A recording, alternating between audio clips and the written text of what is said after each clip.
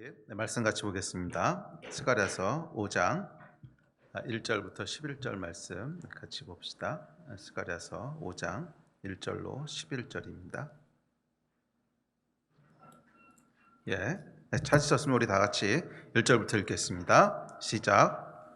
내가 다시 눈을 들어본즉 날아가는 두리마리가 있더라. 그가 내게 묻되 내가 무엇을 보느냐 하기로 내가 대답하되 날아가는 두루마리를 보나이다. 그 길이가 20규빗이요 너비가 10규빗이니이다. 그가 내게 이르되 이는 온 땅 위에 내리는 저주라.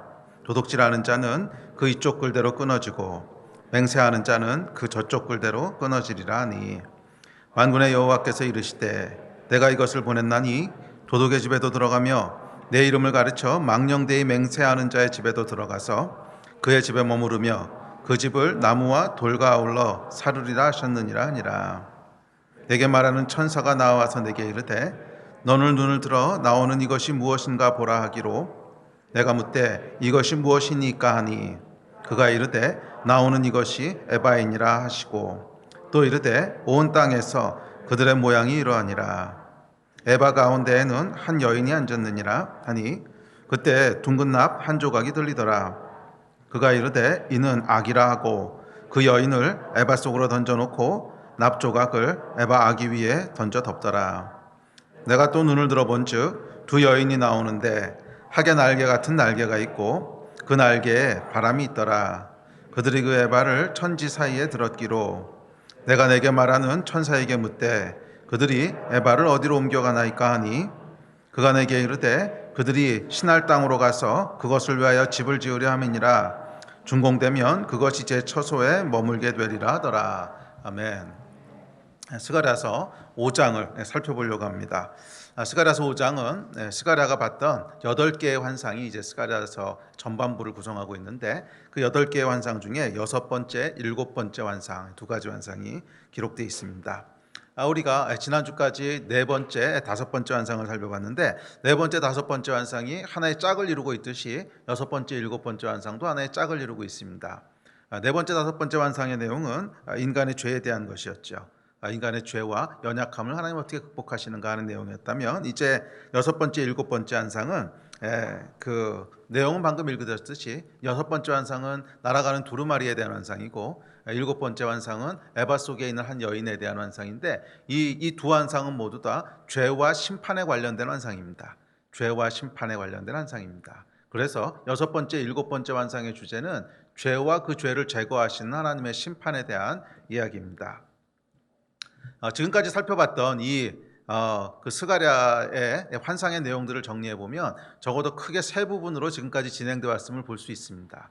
첫 번째 새 환상은 어떤 내용이냐 하면 예루살렘의 회복에 대한 환상이었습니다. 그래서 하나님께서 예루살렘 성읍을 회복하시고 거기에 불성곽이 되시고 그 안에 영광으로 거하시고 그래서 하나님의 백성들에게 주실 영광스러운 유업들과 또 하나님의 임재에 대한 그런 격려, 약속, 회복, 위로 이런 메시지였습니다. 소망을 주는 메시지였고 그 다음에 이어지는 4번째, 5번째 환상은 두 번째 카테고리인데 그것은 그렇다면 죄인인 인간들이 어떻게 하나님의 유업을 받을 수 있는가, 또 죄와 무기력한 인간이 어떻게 하나님 나라의 그 삶을 살 수 있는가에 대한 대답으로 예수 그리스도의 은혜와 성령님의 능력이라고 하는, 그래서 우리 죄와 무기력을 해결하시는 그 하나님의 역사에 대한 것이 4번째, 5번째, 두 번째 카테고리에 속한 이제 환상이고요. 그리고 세 번째 카테고리가 이제 오늘 읽으신 6번째, 7번째 내용입니다. 그래서 6번째, 7번째는 죄를 정결케 하시는 심판에 대한 그 이야기를 하고 있습니다.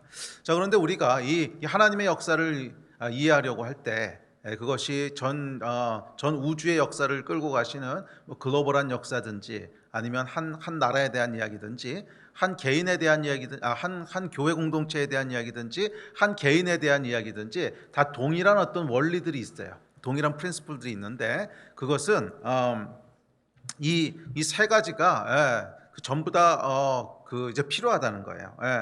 그래서 하나님께서 항상 어떤 일을 행하시려고 할 때 먼저 회복에 대한 약속들, 또 하나님의 그 하나님께서 주시려고 하는 데스티니의 완성에 대한 이야기들을 하시는데 이제 그러고서 두 번째로 하시는 말씀이 뭐냐면 하나님의 은혜와 성령의 능력에 대한 말씀을 하십니다. 그럼 내가 약속한 것들을 너희가 어떻게 이루어가는가? 뭐 개인도 마찬가지고 교회도 마찬가지고 나라도 마찬가지인데 내가 너희에게 약속한 이 놀라운 축복과 소망들이 있는데 그것을 어떻게 이루어갈 것인가? 하나님의 은혜와 성령의 능력으로 이루어간다고 하는 것이 하나님이 일하시는 방식이에요. 자, 그런데 그게 끝이 아니라는 거예요. 이 두 번째 카테고리의 내용만 있는 것이 아니라 반드시 기억해야 될 게 있는데 그 마지막 세 번째 요소가 있어요. 여섯 번째, 일곱 번째 환상인데 총 8가지 환상이라고 그랬죠. 그래서 마지막 이제 여덟 번째 환상은 그 대제사장 여호수아의 그걸 뭐라 그러죠? 위임식이라 그래야 되나? 하여간 결론에 대한 얘기고, 이 과정을 보면 이 세 가지인데 세 번째 반드시 기억해야 될 건 뭐냐면 하나님의 심판이 있다는 거예요. 심판이 있다는 거예요. 그래서 하나님께서는 용서하시고 축복하시고 힘주시는 그런 사랑의 하나님이신 거 분명합니다. 그러나 동시에 공의의 하나님이시고 그 공의를 이루시기 위해서 죄를 심판하신 하나님이시라는 거예요. 그래서 성경을 보면 요한계시록도 그렇고 또 예수님께서 가르치셨던 복음서의 말씀을 보면 항상 뭐에 대한 이야기가 같이 나옵니까? 심판에 대한 이야기가 나와요. 항상 심판에 대한 이야기가 나옵니다. 그래서 이 하나님의 나라는 속성이 있는데 어떤 속성이 있냐면 처음에 소망을 주심으로 비전을 주시고 그 다음에 은혜로 그 일을 시작하게 하세요. 은혜로 그 일을 시작하게 하세요. 은혜를 주심으로 우리로 그 길을 걸어가게 하세요. 처음에 소망과 비전을 주시고 그 다음에 은혜를 주심으로 그 일을 시작하세요. 그렇지만 그 일을 마치고 완성하는 것은 심판이 있어야 돼요. 그 일을 마치고 완성하기 위해서는 반드시 심판을 거쳐야 됩니다. 심판을 통해서 모든 악이 제거되고 정결함에 이르지 않고서는 하나님의 공의가 역사하는 그런 거룩한 하나님의 나라가 완성에 이를 수 없다는 거예요. 개인도 마찬가지고 나라도 마찬가지고 교회 공동체도 마찬가지예요. 결국 하나님께서 우리를 궁극적으로 이끄시려고 하는 마지막 완성의 모습은 하나님과 같은 영광에 이르는 모습이거든요. 그냥 대충 죄에 떼묻고 죄하고 엉겨서 살고 이런 모습이 아니라 모든 하나님의 백성이 거룩한 영광에 이르기를 원하시는 것이 하나님의 그런 마지막 완성된 모습인데 뭐 개인이 됐든 아니면 뭐 교회가 됐든 마찬가지인데 이를 위해서는 여러분 심판을 통하여 죄가 제거되지 않고서는 완전함에 이를 수 없다는 거예요. 그래서 인류 역사의 마지막에 보면 큰 심판이 있는 거죠. 큰 심판이 있는 거예요. 하나님께서 미루시다가 이제 알곡과 쭉정이가 있는데 쭉정이를 미리 빼려고 하다 알곡 다칠까봐 심판을 미루시긴 하시지만 결국 마지막에 완성에 들어가기 위해서는 뭐가 있어야 되는 거예요? 이 더러움을 완전히 제거하시는 심판이 있어야 되는 거예요. 그래야만 완성에 이를 수 있다는 거예요. 그것은 개인의 삶 속에서도 마찬가지입니다. 물론 우리가 이 땅에서의 삶을 다 끝내고 나서 하나님 앞에 서게 되면 뭐 그때 최후의 심판이 있겠지만 꼭 그렇게 죽음을 앞두고서뿐만이 아니라 우리 삶 가운데 역사하신 하나님의 역사들을 보면 그 역사하시는 어떤 그 순간들을 보면 항상 심판이라는 요소가 같이 있다고 하는 것을 기억해야 돼요. 단순히 비전과 은혜만 가지고 그 일이 완성되는 것이 아니라 하나님이 우리 삶 가운데 뭔가 향하시려고 한다고 하면 반드시 그 마지막에는 심판이라고 하는 것이 있어요. 심판을 통해서 완성의 방점을 찍는 거예요. 그래서 오늘은 좀 무거운 주제긴 합니다. 뭐 심판에 대한 메시지를 하면요 사람들이 교회 잘 안 와요. 그래서 현대교회에서의 심판에 대한 메시지는 점점 희석되는 것 같아요. 은혜에 대한 메시지가 훨씬 더 풍성해지고 뭐 틀린 말은 아닙니다. 틀린 말은 아니지만 기억해야 될 것은 성경은 은혜와 심판을 다 얘기하고 있다는 거예요. 구약만 그러는 것이 아니라 신약 성경의 맨 마지막도 심판으로 끝난다는 거예요. 그래서 우리 삶 가운데 정말 하나님의 역사가 더 성숙함에 이르기 위해서는 더 완전함에 이르기 위해서는 물론 우리가 이 땅에 육신을 입고 살아가는 동안엔 완전할 수는 없지만 지금보다 더 큰 완전함에 이르기 위해서는 반드시 심판이라는 과정을 거친다는 거예요. 심판이라는 과정을 거친다는 거예요. 그래서 기억하십시오. 이 하나님의 백성의 데스티니가 충만한 완성에 이르기 위해선 반드시 죄 문제가 해결돼야 됩니다. 그런데 하나님께서는 이 죄 문제를 두 가지로 해결하시는 거예요. 첫째는 예수 그리스도의 십자가 은혜를 통한 죄사함을 통해서 죄 문제를 해결하시고요. 두 번째는 심판을 통해서 죄를 제거하시는 거예요. 심판은 뭐냐면 심판은요 그냥 단순히 벌을 주고 단순히 저주하는 것이 아니라 심판의 본질이 있습니다. 그것은 죄를 제거하는 거예요. 죄를 제거하는 거예요. 예. 그래서 하나님께서는 이 두 가지 방법을 다 사용하세요. 은혜를 통한 죄 사함의 은혜를 통해서 죄 문제를 해결하시기도 하시지만 동시에 심판을 통해서 죄를 제거하시기도 하십니다. 예. 그래서 하나님께서는 항상 은혜를 통해서 먼저 시작하세요. 그리고 은혜가 우리에게 오기 시작했을 때 우리는 하나님을 더 기뻐하게 되고 하나님께 더 감사하게 되고 감격하게 되고 그래서 하나님께 더 가까이 나가게 되고 예배하게 되고 그렇게 됩니다. 그렇지만 이 은혜만 가지고서는요 하나님이 원하시는 단계에 이룰 수는 없어요. 은혜로 시작하지만 결국 마지막에 완성의 방점을 찍기 위해서는 뭐가 있어야 되는 거예요? 심판이 함께 있어야 돼요. 자, 하나님께서 은혜를 주시지만 만약 이 은혜를 거부하거나 우리가 아니면 은혜를 받고 나서도 그러니까 은혜를 받고 인정하고 누리긴 하지만 그럼에도 불구하고 여전히 죄 문제를 해결하지 않고 끌어안고 산다면 계속 반복적으로 죄 가운데 머문다면 결국 어떻게 될까요? 사실 이게 우리의 현실적인 문제 아닙니까? 은혜를 경험했다고 여러분 죄로부터 다 자유케 되셨어요? 물론 죄의 심판으로부터는 자유케 됐을지 모르겠어요. 의롭다 칭해 주셨으니까. 그렇지만 실제적인 죄의 문제들이 다 여러분 삶에서 제거되셨습니까? 안 되지요. 그러니까 우리 삶 가운데 은혜를 입었음에도 불구하고 제거되지 않고 덕지덕지 붙어있는 해결되지 않고 계속 그 가운데 빠지게 되는 그런 죄가 있지 않습니까? 현실적인 문제죠.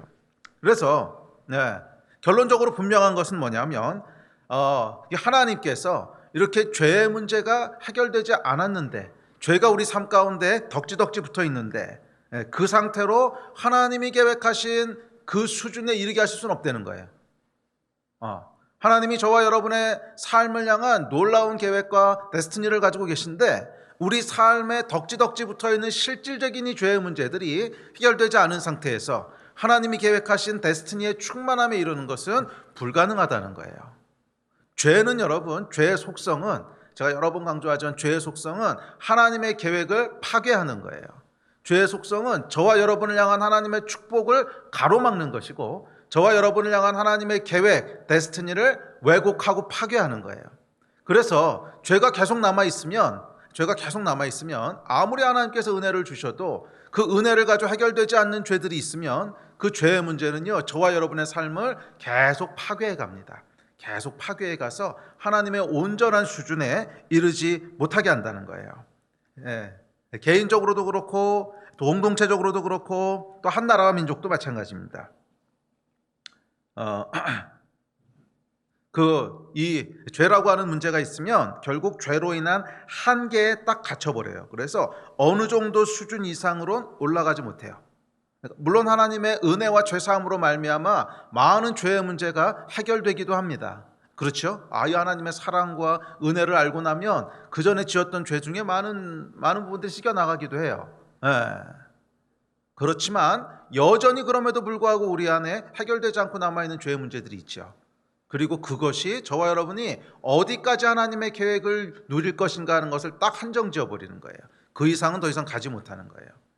그래서 하나님께서 우리 삶에 이 온전한 하나님의 계획, 온전한 하나님의 축복을 다 누리도록 하시기 위해서 죄를 제거하시는데 그 제거하시는 것이 바로 심판입니다. 그러니까 심판은 뭐냐면 죄를 제거하시는 거예요. 그게 심판이에요. 죄를 제거하시는 것이 심판입니다. 그래서 말라기에서에 보면 이렇게 얘기합니다. 우리 말라기서 같이 읽어볼까요?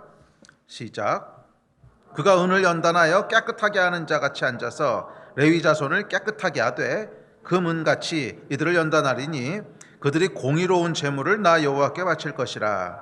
그때 유다와 예루살렘의 봉헌물이 옛날과 고대와 같이 나 여호와께 기쁨이 되려니와 내가 심판하러 너희에게 임할 것이라. 점치는 자에게와 간음하는 자에게와 거짓 맹세하는 자에게와 품꾼의 사게 대하여 억울하게 하며 과부와 고아를 압제하며 나그네를 억울하게 하며 나를 경외하지 아니하는 자들에게 속히 증언하리라. 만군의 여호와가 말하였느니라. 자, 여기 보면 뭐라 그래요? 깨끗하게 하며 깨끗하게 하며 깨끗하게 하며.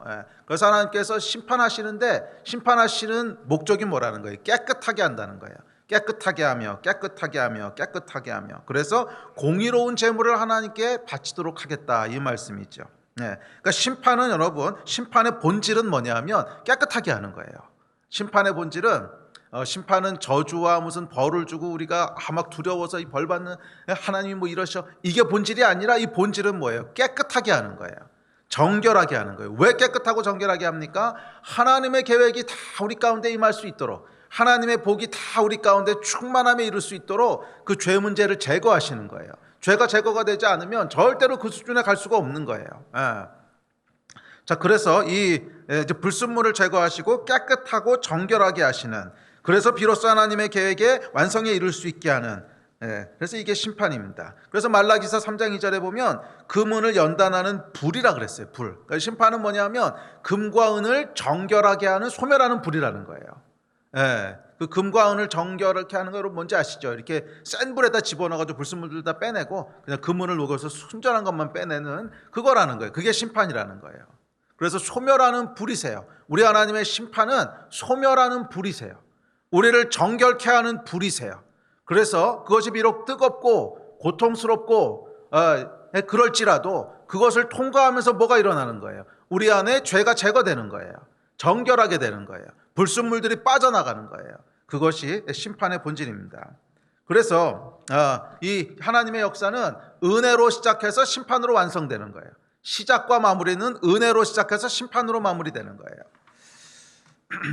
자, 그리고 저희가 살펴보는 이 5장의 내용, 일곱 번째 완상은 죄를 제거하시는 하나님의 심판에 대한 얘기입니다. 특별히 오늘 살펴볼 것은 1절부터 4절까지 6번째 완상을 살펴보고, 다음 주에 이제 후반부에 나오는 7번째 완상을 살펴볼 텐데, 6번째 완상은 각 개인의 차원에서 어떻게 심판하시고 죄를 제거하시는가 하는 말씀을 한다면, 후반부에 해당하는 7번째 완상에서는 그 죄가 조금 더 구조화되고 조금 더 문화 속으로 스며들고, 그래서 국가적으로 사회적으로 또는 글로벌하게 그렇게 타락한 구조와 문화가 만들어진 이런 죄에 대해서는 어떻게 다루시는가 하는 조금 더 확장된 죄의 개념을 이야기합니다. 자, 오늘은 6번째 완상을 살펴보면서 우리 삶, 개인의 삶 가운데 또는 가정 가운데 죄를 제거하신 하나님의 역사, 또는 비교적 작은 규모죠. 교회라든지 이런 그러니까 구조화되고 문화화되기 전에 우리 가운데 있는 이런 어떤 각각의 낱개의 죄들, 그렇게 얘기할까요? 하여간 그 죄 문제에 대해서 어떻게 다루시는지를 살펴보려고 합니다. 자, 먼저 1절과 3절 우리 다시 한번 읽겠습니다. 자, 1절과 3절 시작. 내가 다시 눈을 들어본즉 날아가는 두루마리가 있더라. 그가 내게 이르되 이는 온 땅 위에 내리는 저주라. 도둑질하는 자는 그 이쪽 글대로 끊어지고 맹세하는 자는 저쪽 글대로 끊어지리라 하니. 자, 스가랴가 환상 중에 이제 날아가는 두루마리를 봅니다. 이 두루마리가 무엇을 상징하는지는 별로 어렵지 않습니다. 하나님 말씀이죠. 고대 사회에는 성경을 다 두루마리에다 기록해가지고 말아놨죠. 그러니까 두루마리가 지금으로 얘기하면 책입니다. 책. 그 당시에 책이 이제 두루마리였죠. 두루마리가 날아간다고 하는 것은 당연히 하나님의 말씀을 의미합니다. 자, 특별히 3절에 보면 뭐라 그러냐면 이 두루마리에요, 율법의 저주가 기록되어 있대요. 율법의 저주가 기록되어 있는데 두 가지가 기록되어 있습니다. 도둑질하는 자가 끊어질 것이고 맹세하는 자가 끊어질 것이다 하는 저주가 있습니다. 자, 여러분, 맹세하는 자, 내 이름을 헛되이 부르고 헛되이 맹세하는 자, 4절에서는 그렇게 얘기하죠. 여호와께 헛되이 맹세하는 것과 도둑질한다고 하는 것은 10계명 중에 있는 거죠. 이 두 개는 10계명 중에 있는 것인데, 흥미로운 것은 그러니까 맹세하는 자라, 그러니까 맹세하지 말라고 하는 것이 10계명 중 세 번째 계명이고요. 도둑질하지 말라고 하는 것이 10계명 중에 8개 계명입니다. 자, 그런데 모세가 여러분 10계명을 받을 때 두 돌판에다 기록해 주시죠. 두 돌판에 기록해 주시는데, 첫 번째 돌판에는 1번부터 5번 계명이 기록되어 있고, 두 번째 돌판에는 6번부터 10번 계명이 기록되어 있습니다. 그리고 이 첫 번째 돌판은 뭐예요? 거의 대부분이 하나님께 대한 계명이에요. 물론 마지막에 부모를 공경하라가 있지만 거의 대부분이 하나님께 관련된 계명이고, 두 번째 돌판은 이웃에 관련된 계명입니다. 그래서 두 개를 들고 오는데, 세 번째 계명은 여러분 그러면 이 5개 계명 중 어디 위치한 거예요? 한 가운데 위치한 계명이죠.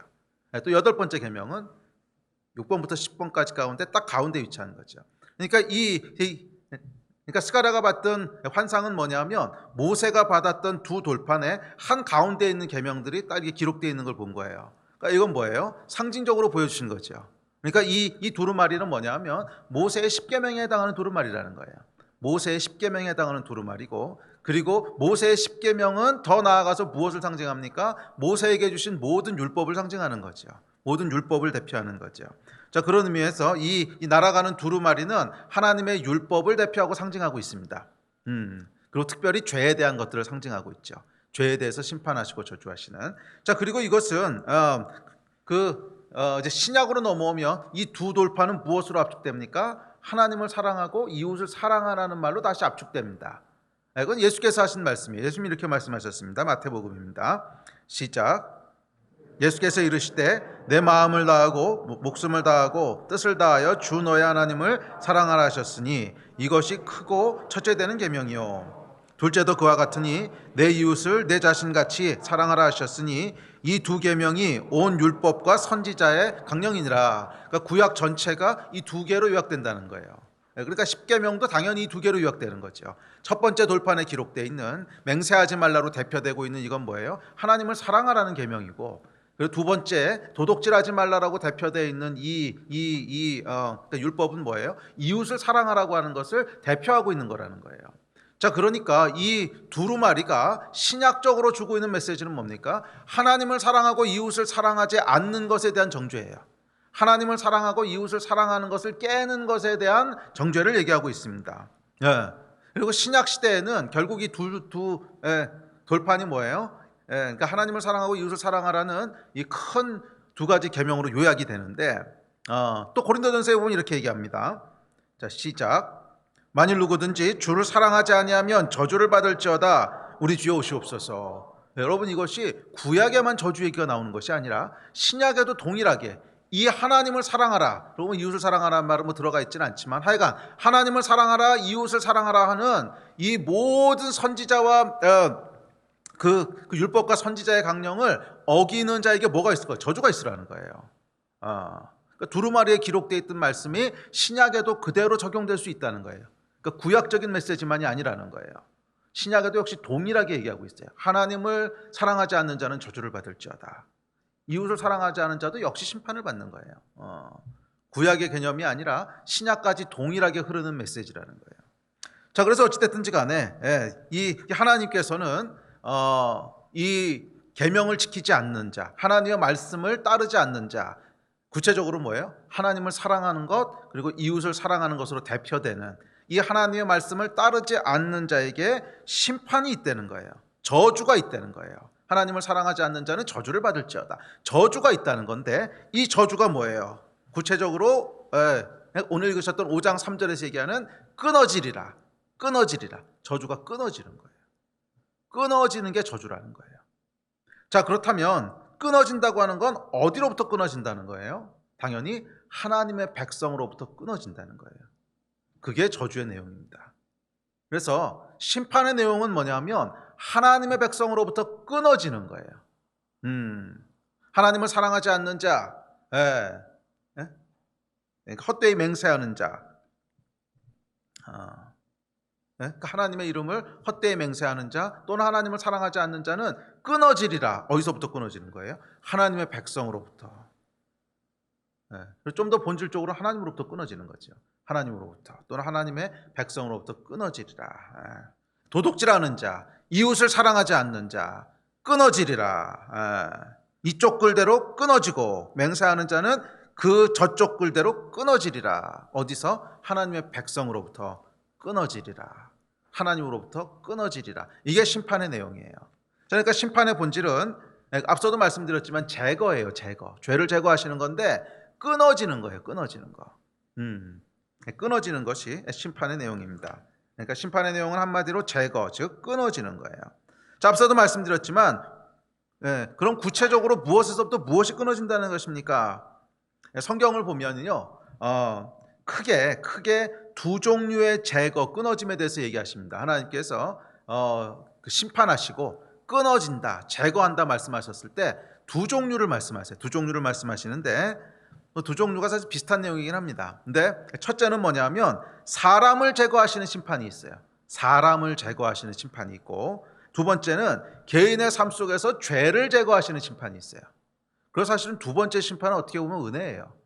우리의 삶 속에서 죄를 제거하시는 심판이 있고, 첫 번째 종류의 심판은 사실은 두려운 심판이에요. 사람을 끊어버리시는, 사람을 제거하시는 심판이 있어요.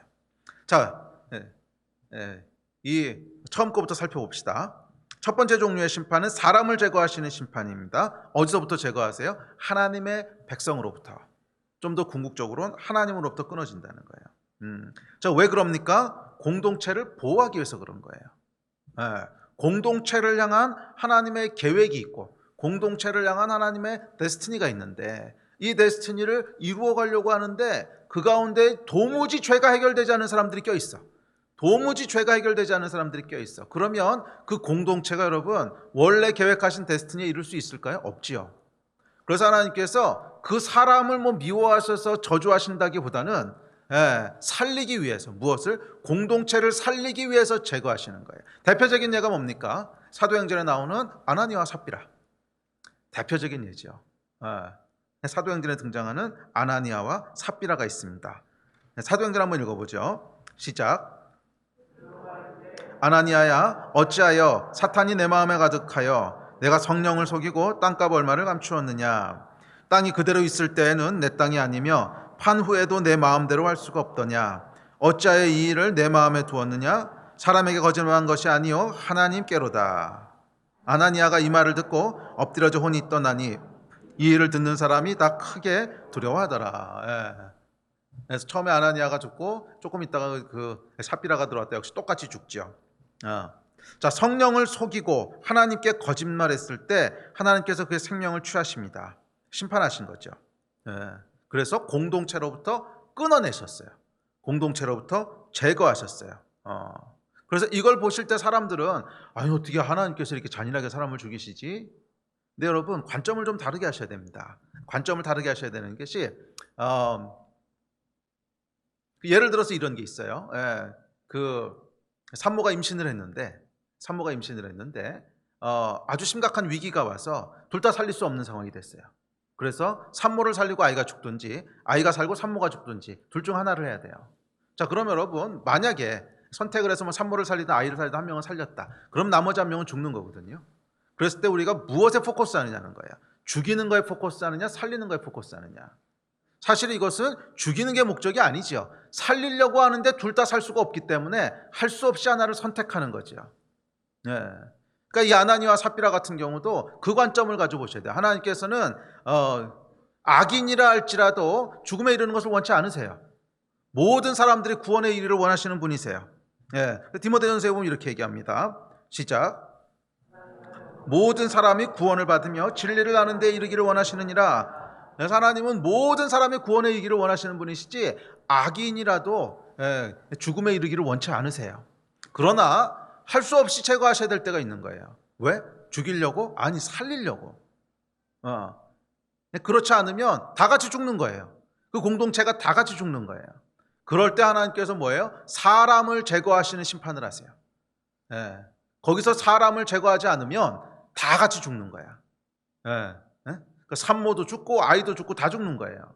그래서 하나님께서 하나를 선택하실 수밖에 없는 상황이 와요. 그게 이제 심판으로 나타나는데 사람을 제거하는 심판으로 나타나는 거예요. 대표적으로 아나니아와 삽비라. 그래서 여러분 이런 상황은요 꼭 죽음으로 제거하신다는 뜻은 아닙니다. 죽음이라고 하는 것은 조금 더 조금 극단적이고 강하게 심판이 나타나는 경우인데 꼭 그렇게 나타나는 건 아닌데 하여간 공동체로부터 끊어지는 형태로 나타나요. 공동체로부터 제거되는 형태로 나타나요. 예를 들어서 이혼을 하면서 가정 공동체로부터 끊어진다든지 이런 것도 똑같은 원리죠. 가정을 살리시기 위해서 하나님께서 가정을 살리신다는 건 뭐한다? 그러니까 그 안에 죄가 있기 때문에 제거하시는 거예요. 뭔가를 제거하시는 거예요. 그 끊어지는 거예요. 그 관계가 파괴되고 해체되고 또는 교회 공동체에서 떨어져 나가는 모습으로 나타나기도 하고 또는 소그룹이 깨지는 모습으로 나타나기도 하고 어쨌거나 사람을 끊어내는 심판은요 관계로부터 끊어지는 형태로 나타납니다. 근데 저도 이런 거 경험한 적이 있어요. 이게 참 괴로워요. 참 괴로워요. 참 괴롭습니다. 제가 미국에 있을 때 그 교회에 이제 아주 심각한 죄가 나중에 드러나고 아주 심각한 죄 문제가 이제 그 교회 안에 들어오게 됐는데 결국 굉장히 고통스러웠어요. 교회가 굉장히 고통스러운데 결론은 어떻게 끝나냐면 그 죄를 졌던 사람이 교회로부터 영구적으로 끊어지더라고요. 결국 그 죄를 졌던 사람이 그때 이제 불륜이라고 하는 죄가 있었는데 그 죄를 졌던 사람은 결국 교회에서 영원히 이렇게 끊어지는 거예요. 영원히 끊어지고 그리고 그 사람만 끊어지는 것이 아니라 그 관계에 엄청난 타격이 와요. 그러니까 다른 사람들 사이에도 엄청난 타격이 오고 그러니까 이게 심판은 뭐예요? 끊어내는 거예요. 끊어내는 거. 그 안에서 하나님께서 살려야 될 사람들이 있기 때문에 그 죄를 끊어내세요. 사람을 끊어내는 심판이 있습니다. 근데 이런 종류의 심판은 여러분 어떻게 보면 최후 통첩에 가까워요. 최후 통첩에 가까워요. 그래서 하나님께서 이런 종류의 심판은 미루고 또 미루세요. 그렇게 쉽게 하지 않으세요. 미루고 참아주시고 또 참으시고 모든 사람이 구원을 받으며 진리를 아는 데 이르기를 원하시거든. 그래서 계속 참아주시고 계속 미루십니다. 그래서 이렇게 사람을 끊어내는 심판은요 쉽게 흔하게 일어나지는 않아요. 제 목회 경험을 보면 생각보다 훨씬 하나님이 오래 참으세요. 그래서 어떨 때는요 우리가 숨 넘어갈 것 같아요. 이거 왜 하나님 해결 안 하죠? 아니 이렇게까지 됐는데 하나님 아무것도 안 하신다는 거야. 막 사람은요 이미 인내의 한계를 넘어갔어. 이미 인내의 한계를 넘어가고 막 숨이 꼴딱꼴딱 넘어갈 때까지도 하나님 참으세요. 왜? 모든 사람이 구원을 받으며 진리를 아는 데 이르기를 원하시거든요. 그래서 이 사람을 제거하시는 심판은 우리 사람들이 생각하듯이 너무 쉽게 넌 끝이야 이렇게 하시는 게 아니에요. 정말 사람들은요 숨이 꼴딱 넘어갈 정도로 이래도 아무 일도 안 하신다는 거야. 그럴 때까지 하나님 인내하세요. 마지막으로 인내하세요. 그래서 여러분 성경도 보면 대부분의 심판이 마지막대로 몰려 있잖아요. 이게 미뤄진 거거든. 미뤄진 거. 그렇죠. 알곡과 가라지 말씀하시면서 그러잖아요. 그냥 두라 그러잖아요. 혹시 다칠지도 모르니까 그만두라고. 마지막 추수 때 다 같이 정리하자고. 그래서 성경에 보면 요한계시록의 심판이 다 미뤄져 있고 복음서에도 보면 예수님께서 내가 오기 직전 얘기를 하시면서 거기 심판이 다 미뤄져 있고 이게 하나님의 인내하시는 성품 때문에 그래요. 계속 끝까지 기회를 주시는 거예요. 그래도 혹시 돌아올까? 그래도 혹시 기회가 있을까? 끝까지 기회를 주시는데 그렇다고 영원한 건 아니에요. 어느 순간이 되면 하나님께서 딱 멈추시는 때가 있어요. 그리고 살리기 위해서 할 수 없이 끊어내십니다. 사람을 제거하는 심판. 그래서 제 그 신앙생활을 보고 또 목회해왔던 순간들을 돌아보면 이런 순간들이 그렇게 많았던 것 같지는 않아요. 그리고 이렇게 사람을 제거하는 심판이 있을 때는 제거되는 사람이든 남아있는 사람이든 상처가 엄청나게 크고요. 큰 고통이 있어 마치 팔을 잘라내는 것 같거든요. 이 공동체는 몸이고 유기체이기 때문에 거기서 어떤 지체가 끊어져 나가면 정말 팔을 잘라내는 것 같은 아픔이 있어요. 그래서 이것은 그렇게 하나님 쉽게 행하시지는 않습니다. 자, 그럼에도 불구하고 기억해야 될 것은 영원히 심판이 없는 건 아니라는 거예요. 타이밍이 있어요. 더 이상 하나님이 아니야, 여기선 이제 그만이야, no more chance 하시는 순간이 반드시 있어요. 더 이상 참지 않으시고 기회를 거두는 순간이 있는데 문제는 뭐냐면 그때가 언제인지를 아무도 모른다는 거예요. 그때가 언제인지를 아무도 모른다는 거예요. 그래서 마태복음에 보면 이렇게 얘기합니다. 심판의 때에 대해서 이렇게 말씀하세요. 시작. 너희도 아는 바니 만일 집주인이 도둑이 어느 시각에 올 줄을 알았더라면 깨어있어 그 집을 뚫지 못하게 하였으리라. 그러므로 너희도 준비하고 있으라. 생각하지 않은 때에 인자가 오리라. 그러니까 여기서 인자가 온다는 건 심판주로 오시는 걸 말씀하시는 거거든요. 생각지도 않았을 때 인자가 오리라. 생각지도 않았을 때 심판이 온다는 거예요. 아무도 모른다는 거예요. 지난번 내가 했을 때는 이 정도 기다려 주셨으니까 이번에도 뭐 이 정도 죄는 이대로 기다려 주실 거지. 아닐 수 있다는 거예요. 저 사람 보니까 뭐 저 정도 죄를 졌는데도 하나님께서 뭐 참아 주시고 인내해 주시네. 나는 아닐 수 있다는 거예요. 그러니까 나에게도 그러실 거야. 아니야. 아무도 몰라요. 죄에 대한 심판의 특징은요, 언제 심판이 올지 아무도 모른다는 거예요. 그리고 그 심판은 치명적이에요. 누리던 관계에서 떨어져 나오는 고통이고 심한 경우는 아나니아 삽비라처럼 이 땅에서 기회가 없을 수도 있어요. 그러므로 여러분 죄에 대해서 가볍게 생각하지 마세요. 죄를 해결하는 것에 대해서 미루지 마세요. 회개하고 돌이키는 것을 내일로 미루지 마세요. 오늘 하나님 떠오르게 하셨으면 오늘 회개하고 돌이키세요. 근데 또 우리 안에 보면 이런 죄책감이 있어요. 지난번에도 해봤는데 그게 3일밖에 안 가고요. 그 다음에 다시 또 그랬는데 이거 뭐 해봐야 소용이 있나? 이 여러분 마귀가 속이는 거예요. 3일밖에 안 가면 3일 있다 또 얘기하면 되는 거잖아요.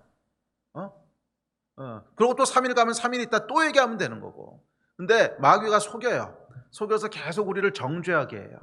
우리는 여러분 어차피 죄에 대해서는 하루살일 줄 몰라요.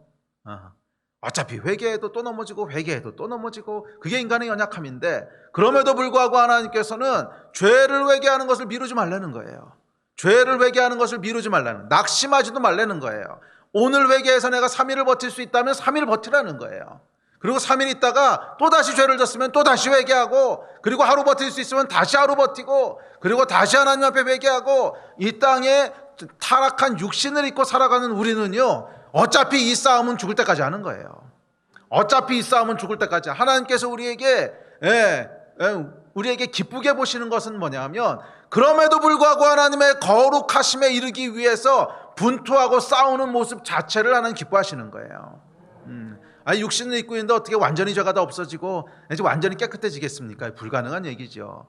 그것은 천국에 갔을 때나 가능한 얘기인데, 그럼에도 불구하고 하나님께서 비록 하루밖에 못 버티지만 그래도 내가 회개하고 다시 한번 거룩함에 이르기 위한 싸움을 하고, 그럼에도 다시 한번 죄에서 돌이켜서 회개하고, 그러다 넘어지면 아이고 하나님 제가 이런 존재죠, 다시 한번 하나님 용서해 주십시오. 그러다 또 넘어지면 아이고 하나님 내가 이렇게 연약한 존재입니다. 이 겸손함, 그리고 이 포기하지 않는 믿음, 선한 싸움을 끝까지 싸우려고 하는 이 태도, 이거 하나님 원하시는 거예요. 그러면 여러분, 저와 여러분 가운데 또 넘어지고 또 넘어지고 또 넘어지는 죄가 있다고 할지라도 그것을 그냥 내버려 두시면 안 돼요. 오늘 하나님이 기억나게 하신 게 있다면 그거 회개하십시다. 그리고 고백하세요. 주님, 내가 다시는 이런 죄 가운데 거하지 않겠습니다. 그러다 또 넘어지면 아이고 하나님 다시 한번 용서해 주십시오. 그거 해야지 어떡하겠어요. 그게 하나님의 은혜지. 그래서 이 싸움 싸우기를 계속 하라는 거예요. 이 싸움 싸우기를 계속 하라는 거예요. 아멘. 근데 제 경험에 의하면요, 이 싸움을 싸우는 사람은요 절대로 사람을 제거하는 심판을 하지는 않으세요. 근데 하나님께서 그 죄를 제거하기 위해서 어려운 시간을 지나게 하실 수는 있어요. 징계하실 수는 있어요. 그렇지만 사람을 제거하시는 심판에 이르게 하진 않으세요. 아멘. 자, 두 번째 종류의 심판이 있는데, 그러니까 이것은 사람을 제거하는 것이 아니라 우리 삶 가운데 죄를 제거하시는 심판이 있습니다. 그런데 이것은 심판이라기보다 징계라고 하는 것이 더 정확한 표현일 것 같은데, 이 징계를 통해서 우리 삶 속에 죄를 제거하시는 거예요. 자, 이것은 최후 통첩이 아니라 우리 개인을 정결케 하시려는 하나님의 사랑이에요. 성경은 이렇게 얘기합니다. 자, 시작. 주께서 그 사랑하시는 자를 징계하시고 그가 받아들이시는 아들마다 채찍질하심이라 하셨으니 너희가 참음은 징계를 받기 위함이라. 하나님의 아들과 같이 너희를 대우하시나니 어찌 아버지가 징계하지 않는 아들이 있으리요. 징계는 다 받는 것이오늘 너희에게 없으면 사생자요 친아들이 아니니라. 자, 우리가 죄 문제를 해결하지 못하고 계속 끌어안고 있을 때 하나님께서 그 죄를 우리 삶에서 제거하시기 위해서, 뭐 하시기 위해서? 제거하시기 위해서. 심판은 항상 제거라 그랬죠. 죄를 제거하는 거예요. 제거하시기 위해서 사랑의 매를 드실 때가 있다는 거예요. 그것이 심판의 모습으로 나타나죠. 뭐 예를 들면 구약의 이스라엘 백성에게 아수르라고 하는 매를 드셨죠. 심판이었죠. 또 남쪽 유다에게는 바벨론이라고 하는 매를 드셨죠. 심판으로 보였죠. 그런데 이게 보면 심판이 아니라 징계였던 거죠. 영원히 하나님께서 끊어내신 것이 아니라 그 징계를 통해서, 그 심판을 통해서 우리 안에 있는 죄를 끊어내신 거죠. 우리 안에 있는 죄를 끊어내신 거예요. 매를 드십니다. 자, 그러므로 여러분, 하나님을 시험하지 마십시오. 뭐 이 정도는 괜찮지, 이 정도는 괜찮겠죠. 아니요, 여러분, 괜찮지 않습니다. 죄는요, 그 가볍고 무거움을 떠나서 절대로 괜찮지 않아요. 어떠한 죄도 가볍고 무거움을 떠나서 절대로 괜찮지 않아요. 사실 죄는요, 죄는 하나님 앞에서, 사람 앞에서는 더 큰 죄가 있고 덜 큰 죄가 있을 수 있지만 하나님 앞에서는 그 죄는 차이가 없어요. 뭐 작은 죄, 큰 죄 이것은 우리가 그냥 사람의 눈으로 정하는 것이고 하나님 앞에서는 무엇이 큰 죄고 무엇이 작은 죄인지 우리는 몰라요. 그리고 어떻게 보면 하나님께서는 그것을 구분하는 데도 관심이 없으신 것 같아요. 하여간 모든 죄는요 하나님 앞에서 무거워요. 모든 죄는 하나님 앞에서 무거워요. 모든 죄는 우리를 향한 하나님의 복된 데스티니를 망가뜨리고 우리로 완성에 이르지 못하게 해요. 이제 그렇기 때문에 또한 죄의 결과인 심판 또는 징계도요, 그 징계가 얼마나 무겁고 또는 얼마나 가벼울지 예측할 수가 없어요. 예측할 수가 없어요. 그러니까 우리 생각에는 이 정도 작은 죄인데 뭐 이런 것까지 심판이 있겠어? 모른다는 거예요. 또 이렇게 어마어마한 죄를 졌는데 내가 하나님 앞에서 이걸 감당할 수 있을까? 그것도 모른다는 거예요. 죄의 크기는 하나님 앞에서 별 상관없어요. 살인을 했던, 간음을 했던, 도둑질을 했던, 아니면 작은 거짓말을 했던, 그건 하나님 앞에서 별 차이가 없다는 거예요. 그리고 그것에 해당하는 징계도 몰라요, 우리가. 세상은요 어느 정도 예측 가능하지 않습니까? 요 정도 죄를 졌으면 이것은 그냥 이제 벌금형으로 끝날 거야. 이거는 적어도 3년은 나와. 이런 거. 그런데 영적으로는 이게 없어요. 그래서 죄가 무서워요. 징계의 가볍고 무거움을요 예측할 수가 없어요. 그러니까 우리가 생각하는 작은 죄도 생각하지 못한 큰 징계를 초래할 수 있고요, 엄청난 죄라고 생각했던 것이 오히려 가벼운 징계와 은혜로 끝날 수도 있어요. 그것을 결정하시는 분은 하나님이세요. 그리고 하나님이 징계하시는 목적은 그 죄에 대한 그 죄의 무게에 합당한 벌을 주기 위한 게 아니에요. 잘 생각해 보세요. 죄값을 치르게 하려고 하는 거라면, 죄값을 치르게 하는 거라면 죄를 진 무게만큼 벌을 줘야 돼요. 그러니까 예를 들면 편의점에서 호빵 하나 훔쳤다고 10년 이렇게 하는 것은 말이 안 되죠. 무게가 안 맞잖아요. 그것은 죄를 진 거에 대한 벌을 주니까 그런 건데, 하나님의 심판은 죄에 대한 벌 개념이 아니에요. 잘 생각해 보세요. 죄는요 이미 예수께서 십자가에서 생명을 주심으로 대가를 다 치렀어요. 그래서 죄에 대한 대가를 치르기 위해서 징계를 하시는 것이 아니라는 거예요. 그래서 이 징계의 크기와 무게는 죄하고 아무 상관이 없어요. 이 징계의 목적은 뭐예요? 하나님의 백성에게서 죄를 제거하시는 거예요. 그래서 하나님의 완전함에 이르게 하려는, 복을 누리게 하려는 하나님의 사랑이에요. 그래서 징계는 어떻게 결정되냐면 그 사람이 이 죄를 끊어낼 수 있는 무게를 주시는 거예요. 죄가 아무리 작더라도 그 사람이 그것을 끊어내기 위해서는 이만한 어떤 환경이 필요하다면 그거 주시는 거예요.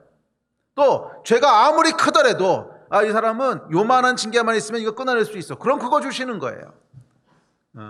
그래서 이 징계는요 벌 받는 게 아니라는 거예요. 하나님으로부터 벌 받는 게 아니라는 거예요. 적어도 하나님 백성을 향한 하나님의 마음은 사랑과 축복과 은혜지 저주와 벌 주는 게 아니에요. 그래서 우리 삶 가운데 죄를 제거하시는 심판은, 사실은 심판이라는 표현이 조금 부정적이긴 한데 하여간 사랑의 매예요. 사랑의 매예요. 사람을 제거하시는 심판도 사실 마찬가지예요. 그 사람으로 봤을 때는 굉장히 저주처럼 느껴질지 몰라도 공동체를 살리고자 하는 하나님의 사랑이시거든. 공동체라고 하는 유기체를 살리기 위한 하나님의 사랑이시고, 우리 삶 가운데 개인적으로 임하는 심판도 나를 살리기 위해서 하나님께서 주시는 징계라는 거예요.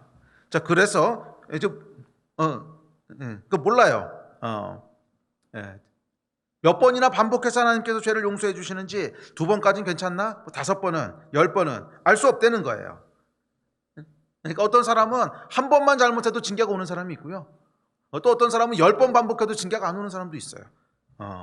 또 그 결과가 가벼운 징계일지 아니면 정말 큰 징계일지 그것도 몰라요. 그게 여러분 심판의 속성이에요. 그래서 성경은 뭐라 그러냐면 웬만하면 하나님 시험하지 말라는 거예요. 사실 웬만하면이라고 하는 건 그냥 사람이니까 이렇게 표현하는 거고, 절대로 하나님 시험하지 말라는 성경이 뭐라 그랬습니까? 누가복음입니다. 시작. 예수께 대답하여 이르시되 주 너의 하나님을 시험하지 말라 하셨느니라. 여러분, 혹시 해결하지 않은 죄가 있으십니까? 혹시 하나님 앞에서 또는 이웃 앞에서 범하고 있는 것이 있으십니까? 그렇다면 절대로 가볍게 여기지 마십시오. 하나님을 시험하지 마십시오. 그 죄가 얼마나 무겁고 가벼운 건지 우리는 몰라요. 작은 거 하나라도 성령께서 우리 안에 죄라고 가르쳐 주시는 것이 있다면 오늘 순종하고 회개하십시오. 자기에 대해서 너무 그렇게 연민을 갖거나 낙심하지도 마세요. 이거 지난번에도 회개했는데 또 이러는 거 아니야? 그게 여러분 교만인 거 아십니까? 그럼 타락하고 무기력한 인간이 그거 얼마나 유지할 수 있다고 생각하셨어요? 그냥 기억날 때마다 진심으로 회개하고 넘어지면 또 진심으로 회개하고, 이게 하나님 앞에서 올바른 태도예요. 죄를 가볍게 다루지 마십시오. 죄를 가볍게 다루지 마세요. 근데 사실은 여기도 또 하나 맹점이 있죠. 사람이 진짜 죄인이에요. 그래서 이게 반복되다 보면요, 이번에도 회개하면 용서해 주시겠지, 악용을 해요. 그렇지 않습니까? 그래서 하나님께서 결국 뭐 하신다는 거예요? 그래, 악용해봐라. 징계가 오는 거예요. 뜨거워. 아이고, 이거 더 했다가는 죽겠구나. 이게 하나님의 은혜지요. 근데 징계는 뭐 우리가 찾아서 할 수는 없는 거고, 하여간 첫째는 죄에서부터 멀어지십시오. 그러나 실수한 것이 있다면 하여간 진심으로 회개하십시오. 회개가 계속 악용되고 있다고 남용되고 있다고 하나님께서 판단하셨다면 그 사람에게는 은혜로 사랑의 매를 드실 거예요. 그냥 감사하십시오. 그러면 죄가 끊어질 수 있어요. 그 과정을 통과하고 나면요, 그 과정 가운데 믿음으로 납작 엎드리고 통과하면요, 죄가 끊어질 수 있어요. 할렐루야. 자, 마지막으로 2절과 4절 살펴봅시다. 자, 시작. 그가 내게 묻되 내가 무엇을 보느냐 하기로 내가 대답하되 날아가는 두루마리를 보나이다. 그 길이가 20규빗이요 너비가 10규빗이니이다. 만군의 여호와께서 이르시되 내가 이것을 보냈나니 도둑의 집에도 들어가며 내 이름을 가르쳐 망령되이 맹세하는 자의 집에도 들어가서 그의 집에 머무르며 그 집을 나무와 돌과 아울러 사르리라 하셨느니라 하니라. 자, 여기 보면 두루마리의 크기가 묘사되어 있는데 길이가 20규빗이고요 너비가 10규빗이래요. 자, 이 넓이는 여러분 정확히 솔로몬 성전의 낭실이라고 부르는 곳의 넓이하고 똑같습니다. 나중에 이제 구약성경 열왕기상 7장을 한번 읽어보시면 솔로몬 성전을 짓는데요, 낭실이라고 하는 것을 지으면서 그 넓이를 정확히 20규빗, 10규빗으로 짓습니다. 자, 낭실은 어떤 곳이냐면 그 성소로 들어가기 전에 있는 일종의 현관 같은 곳이에요. 현관 같은 곳인데 구약성경 특히 열왕기상 7장에 보면 여기서 하나님이 당신 백성들을 만나세요. 지성소는 누가 들어가요? 대제사장만 들어가는 거고, 하나님의 백성들을 만나시는 곳이 어디냐면 이 낭실에서 만납니다. 그래서 이 낭실은 대기실이죠. 또 요엘서에 보면 여기 그 낭실에 대해서 이렇게 얘기합니다. 요엘서 2장 17절입니다. 시작. 여호와를 섬기는 제사장들은 낭실과 제단 사이에서 울며 이르기를 여호와여 주의 백성을 불쌍히 여기소서, 주의 기업을 욕되게 하여 나라들로 그들을 관할하지 못하게 하옵소서. 어찌하여 이방인으로 그들의 하나님이 어디 있느냐 말하게 하였나이까 할지어다. 이 낭실은 어떤 곳이었냐면 백성들이 하나님을 대면하는 곳이었어요. 그래서 이곳에서 하나님 앞에 회개하기도 하고, 이곳에서 하나님 앞에 부르짖기도 하고, 이곳에서 하나님의 은혜를 구하기도 하고, 그래서 하나님께서 그곳에서 은혜를 선포하시기도 하시고, 또 그곳에서 징계를 말씀하시기도 하시고, 또 그곳에서 판단과 심판이 이루어지기도 하는 곳이 낭실이에요.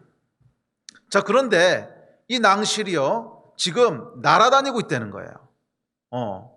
자, 그러니까 그러니까 환상이 우리에게 주고 있는 상징적인 메시지는 그렇게 어렵지 않습니다. 하나님의 말씀이요 낭실이라는 거예요. 하나님의 말씀이 하나님을 대면하는 곳이라는 거예요.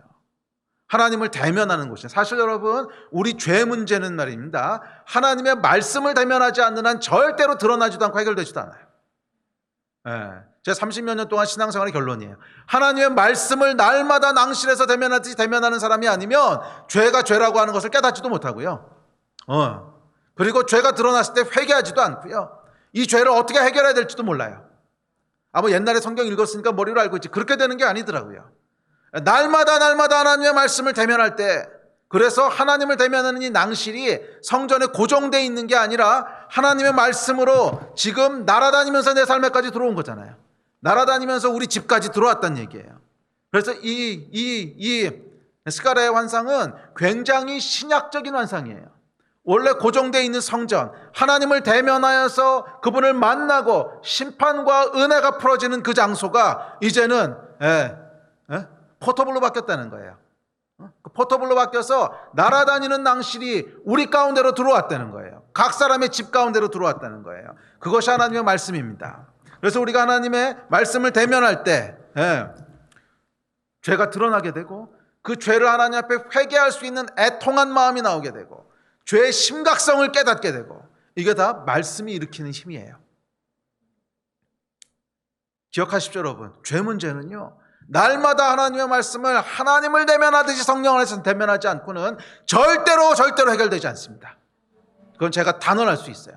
날마다 하나님의 말씀을 하나님의 얼굴을 대면하듯이 대면하지 않고는, 하나님의 말씀, 구체적인 하나님의 말씀을 그렇게 대면하지 않고는 죄 문제는 절대로 해결되지 않아요. 절대로 해결되지 않아요. 그러면 여러분, 날마다 낭실에서 날아다니는 두루마리인 하나님의 말씀을 대면하십시오. 그곳에서 하나님의 은혜가 선포되고 죄를 사하시는,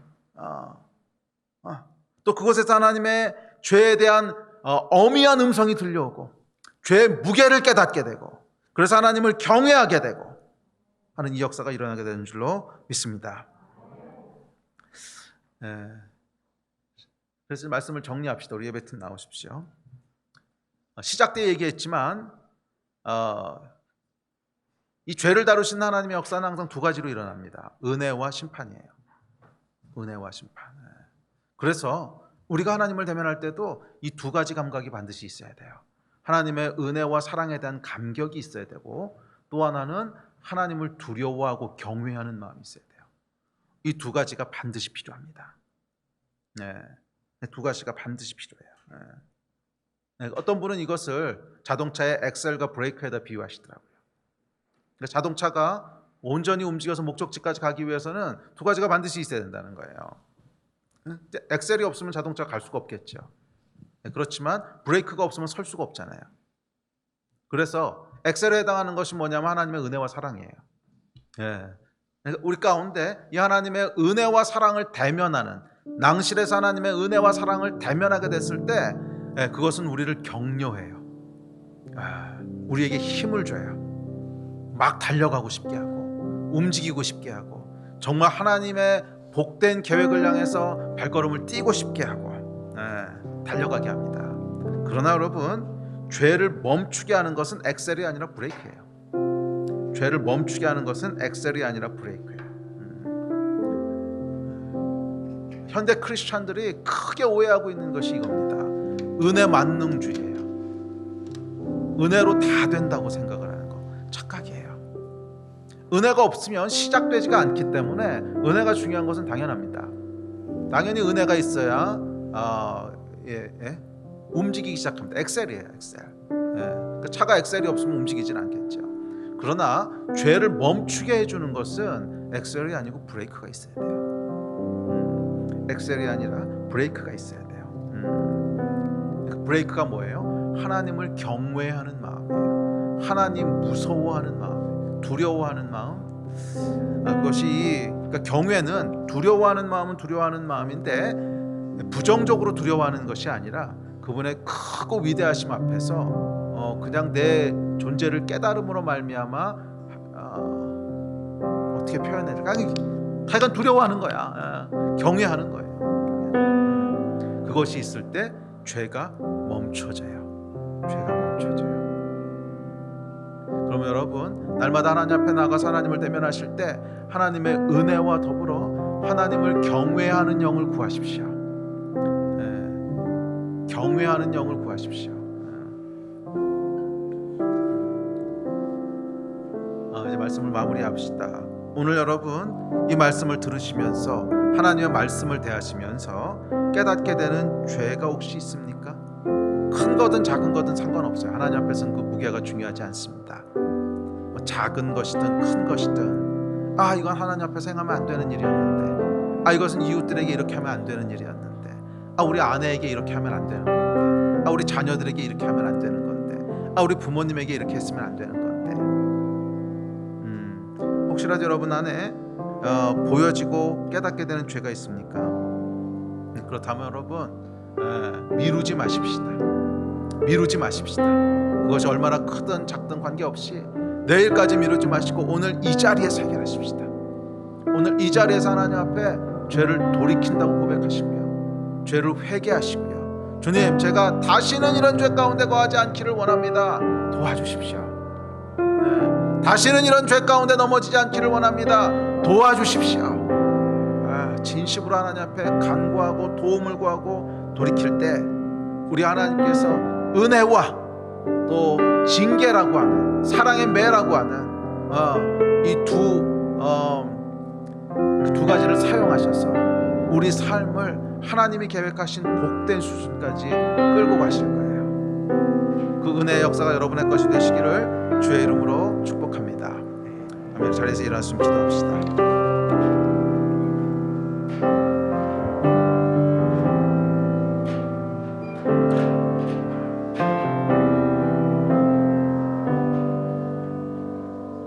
우리 집에서 기도하시는 분들도 우리 하나님 앞에 마음을 모두셔서 우리 가능하면 자리에서 일어나셔서 좀 기도하고 예배합시다.